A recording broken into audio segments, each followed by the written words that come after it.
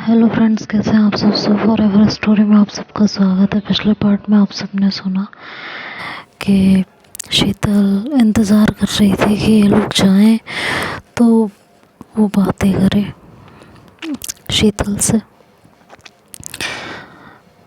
सब लोग आए तो सब कहने लगे, श्री बैठो, बातें करनी है हमें तुमसे कुछ। कि क्या, एक्चुअली हम सबका सिडनी जाने का प्रोग्राम बना है, जो दोपहर को ही बन गया था, लेकिन तुम नहीं थी इसलिए कंफर्म नहीं किया। अब तुम आ गई हो तो अब कंफर्म करते हैं। तुम्हें मिलाकर और तुम्हारे भाई को मिलाकर 10 लोग हैं, तो हम सब सिडनी चल रहे हैं। श्री ने कहा, नहीं यार मैं नहीं जा सकती, छुट्टी नहीं मिलेगी। अरे लेकिन संडे का दिन डिसाइड हुआ है ना, तो फिर अब श्री ने सोचा कि संडे को शीतल से मिलना होता है और मैं उससे मिलने का नहीं नहीं नहीं नहीं, वो भी 3 दिन के लिए। तो मनी मनी सोच के कहते, नहीं यार बस सिर्फ संडे की नहीं है ना, कितने दिन का डिसाइड हुआ है कि 3 दिन का। हाँ तो 3 दिन का हुआ है, नहीं पॉसिबल है यार।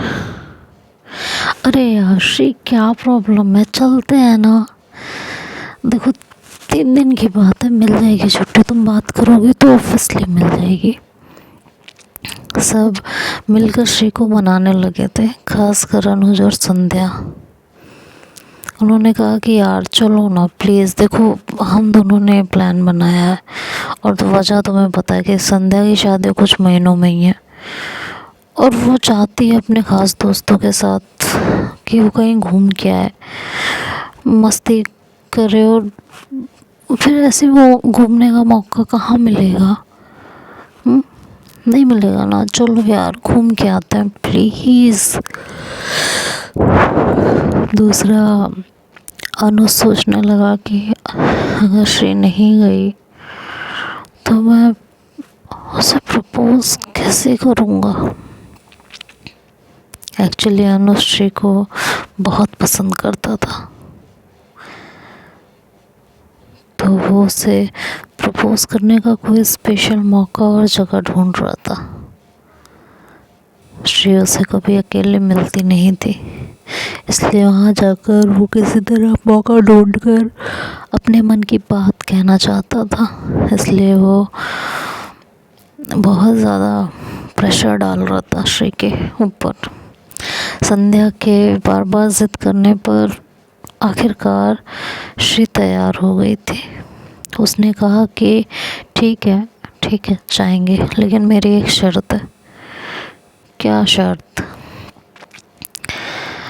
इस संडे नहीं, आने वाले संडे को छोड़ के अगले संडे को जाएंगे और मेरे साथ मेरी एक फ्रेंड भी जाएगी।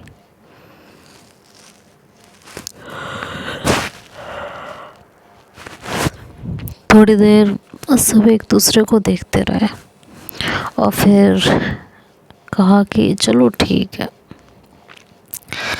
तो फिर ये तय हुआ कि 10 लोग हम और 3 फ्रेंड संध्या की और एक श्री की मिलाकर 14 मेंबर हो चुके हैं। तो 2 गाड़ियाँ बुक कर लेते हैं। इस पर लड़कों ने कहा कि जब संध्या और श्री अपनी फ्रेंड्स को बुला रही हैं तो हम भी अपने दोस्तों को बुला लेते हैं और मिनी बस बुक करवा लेते हैं। तो उस पर लड़कियों ने कहा, नहीं बिल्कुल नहीं, हम अनजान लड़कों के साथ नहीं जाएंगे और घर वाले भी परमिशन नहीं देंगे। अगर तुम लोगों को अपने दोस्तों के साथ जाना है तो अलग ट्रिप बनाओ। अब दोनों तरफ हाँ हाँ ना ना, तो कभी कोई बात छिड़ गई। इधर शीतल श्री के फ़ोन का इंतज़ार ही कर रही थी। बनते बिगड़ते 11:30 बज चुके थे। इस बीच श्री ने मन ही मन सोचा कि यार पहले ही फ़ोन कर लेती तो सही रहता। ये लोग तो यहाँ से टलने का नाम ही नहीं ले रहे हैं, हद हो गई है। आखिर में तंग आकर श्री ने 500 का नोट रखते हुए कहा कि ये मेरा कंट्रीब्यूशन है, मुझे 2 सीटें इकट्ठी चाहिए, बस बुक करो या गाड़ी। बस में एंटर करते ही 2nd सीट। ठीक है, सूरज कहाँ बैठेगा ये सूरज जाने। सूरज श्री के भाई का नाम था। और अब 12 बज गए हैं, तुम सब ये प्रोग्राम अब कल बनाना। और संध्या दीदी, बाकी का प्रोग्राम आप अपने घर ले जाकर बनाइए, क्योंकि मुझे सोना है, सुबह 5 बजे उठना होता है। आप सबके घर तो आपकी मम्मियाँ हैं काम करने के लिए, यहाँ मुझे सारा काम खुद ही निपटा कर जाना होता है ऑफिस। तो अब आप सारा प्रोग्राम अपने घर ले जाके बनवाइए। मैंने अपना कंट्रीब्यूशन कर दिया है, 2 सीट मुझे मेरी चाहिए इकट्ठी, और सूरज का सूरज जाने। तब कहीं जाकर सब वहाँ से उठे। अब 12 बजे रात को श्री सोचने लगी कि फ़ोन करूं या नहीं करूं। फिर सोचा कि अब 12 बजे रात को क्या ही फ़ोन करूंगी, क्या जवाब दूंगी उसकी मॉम को, उसकी बहन को कि इतनी रात को मैंने क्यों फ़ोन किया। आकर वो बेचारी उदास मन से बिस्तर पर लेट गई। अगली सुबह शीतल जब स्टेशन के लिए निकली तो रास्ते में कुछ बच्चे फूल बेच रहे थे। वो भी दिल महसूस की सुबह निकली थी, रात भर श्री का फ़ोन जो नहीं आया था। इधर श्री की भी बेचैनी से रात कटी थी और सुबह उठ के उसका भी मूड ऑफ ही था। अगली सुबह जब शीतल स्टेशन के लिए निकली तो रास्ते में कुछ बच्चे फूल बेच रहे थे। उसके पास आकर फूल खरीदने की ज़िद करने लगे। तो शीतल सोचने लगी कि ले लूँ क्या, श्री को मनाने के काम भी आ जाएंगे। फिर दूसरी पल सोचने लगी कि यार क्या ही लूँ, मायू के सामने श्री को गुलाब दूंगी, क्या ही कहूँगी। बेवजह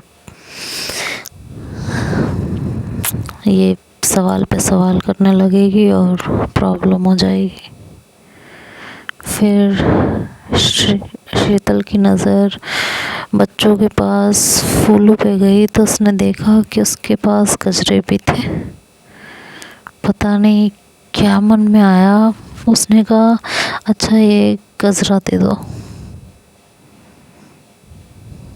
उसने मायूस से नज़र बचाते हुए गजरा खरीद लिया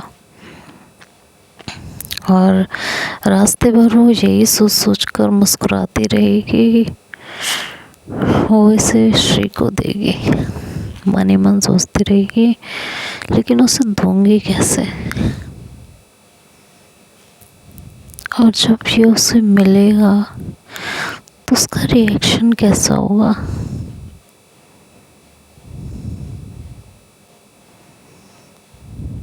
यार मज़ा आएगा ना। खैर यही सोचते सोचते वो स्टेशन पहुंची तो देखा कि श्री वहीं थी। शीतल ने और मायू ने मॉर्निंग विश की।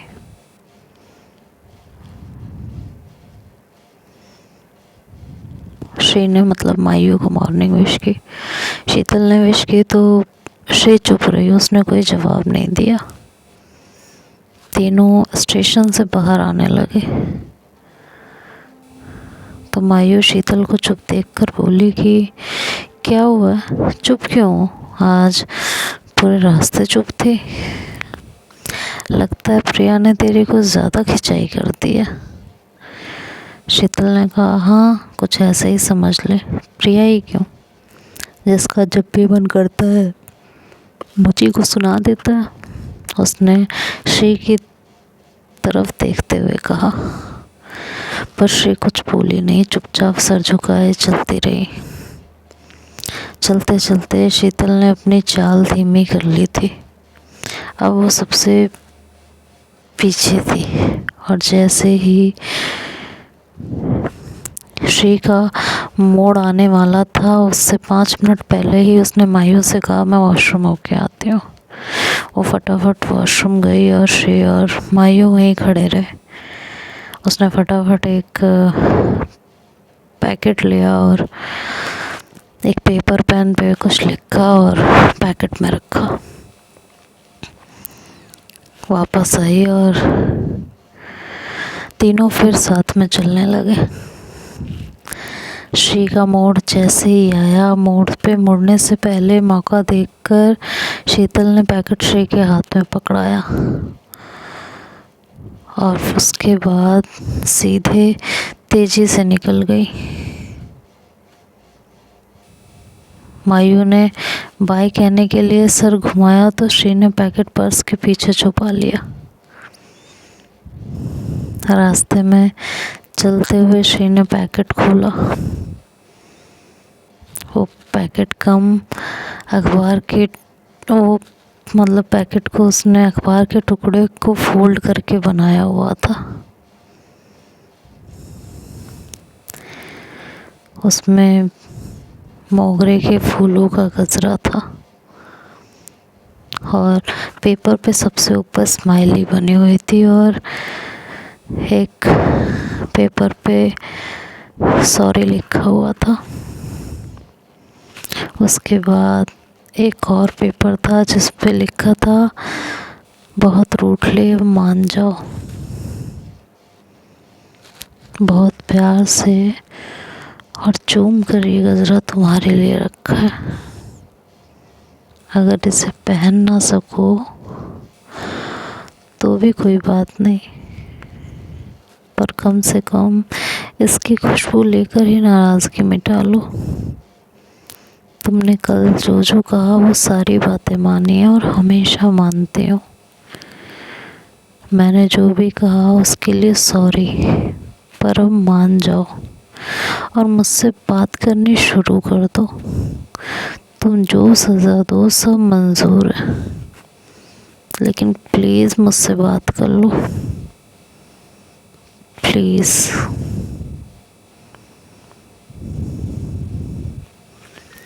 उसने झटके में ये सारी लाइनें पढ़ी, फटाफट पेपर को मोड़ा, गजरे को मोड़ा, अपने पर्स में रखा और अपने ऑफिस के लिए निकल गई थी। तो देखते हैं आगे क्या होता है, अब ये नेक्स्ट पार्ट में सुनेंगे। तब तक के लिए बाय बाय, टेक केयर। श्री मानेगी कि नहीं मानेगी ये सब अब नेक्स्ट पार्ट में। ये शीतल को और कड़ी मशक्कत करनी पड़ेगी। Bye bye, take care.